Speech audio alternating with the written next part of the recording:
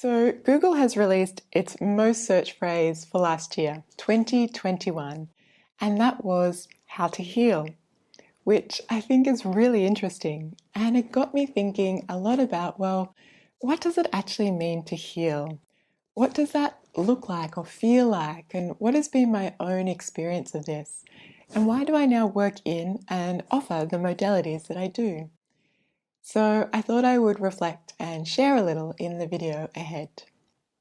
Hi guys, it's Emily from the Shiatsu and Somatics channel, bringing you tips and information to support your health and well-being goals. And well, the stats are in, and it seems people are searching for how to heal. How to heal, insert what? Could be anything, right? A broken heart, a broken leg. But I don't think it's a coincidence that it comes 2 years into the pandemic, and even so much more has happened in the world in these early months of 2022. So I think this topic comes about both on a macro and micro level, really, the broader and the personal. But I wanted to keep it contained for this video, as there's a lot of people currently affected by what's being called long COVID or post-viral syndrome or multi-system inflammatory disorder. And this is where there isn't a return to normal or what was. Either symptoms linger or there's different new changing symptoms presentations. There might be commonalities, but it will often present differently for each person, as we all have our own different constitutional strengths and weaknesses. And I get it, it can be a living hell. But I think the only good thing to come out of this on such a mass scale is the growing recognition, the understanding, the establishment of multidisciplinary teams and clinics to specifically address and hopefully fund research and treatments ahead. Because this is not new. It is new on such a mass scale and frequency, and now it's also in the media, and for the first time there's a lot of frontline medical people being directly affected. They're being the patient now rather than the practitioner. And I have some understanding, having gone through my own experiences many years ago.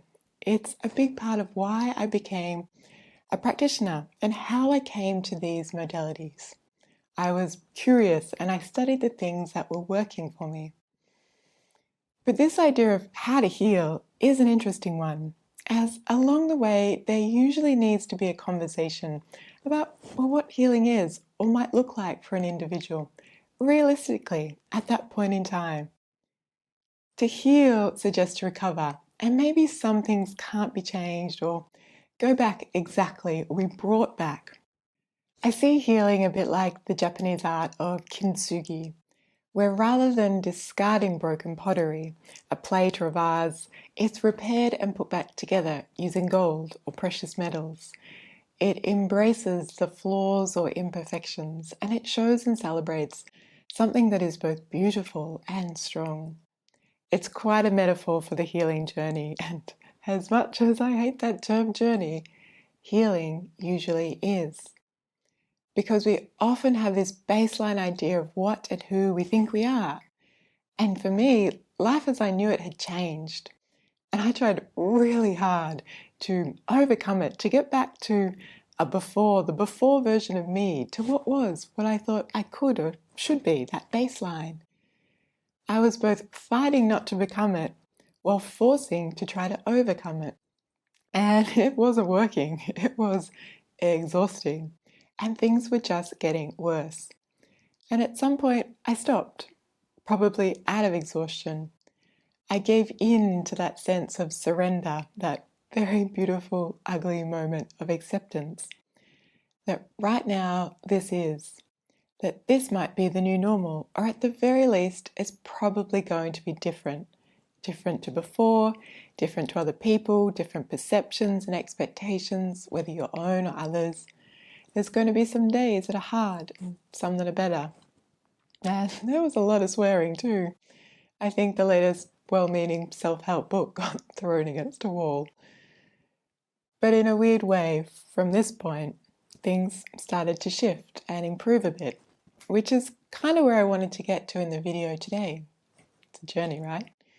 that it's pretty normal to go in search, to seek outside externally how to heal, how to fix, how to. And of course, there are circumstances where this is both necessary and required to have and follow expert advice. It's not to take away or replace that in any way. But in the broader philosophy of healing, to also keep a perspective in mind around ascribing power or responsibility to someone else in order to fix something or to give us answers, particularly if we're in a vulnerable place or phase in life, or feeling desperate.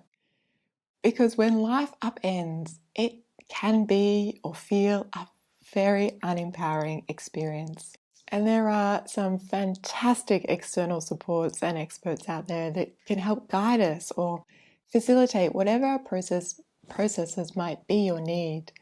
But equally important to remember that an aspect of healing is also internal, an inside job, and what that might look like or feel like. And in some cases, rather than fixing or changing, it may have an aspect of acceptance or understanding or awareness, the kintsugi of ourselves. Sometimes I consider, well, what is the feeling of healing? And empowerment is the word that I usually come back to. Maybe things aren't going to change or go back, but how do I still live life or create a life around this, with this, in the best possible way? How do I empower myself?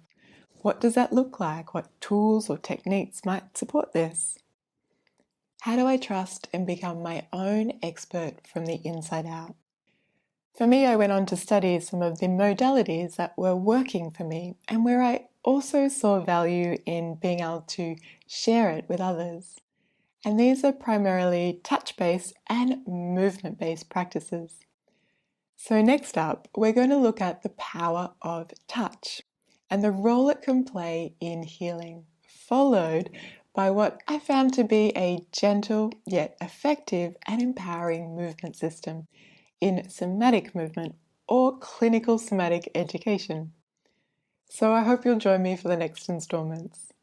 If you found value in this video, please give it a quick thumbs up. And if you want to know when the next video arrives, you can always click subscribe. I am wishing you well wherever you are on your healing journey. Thanks for stopping by, and I'll see you next time.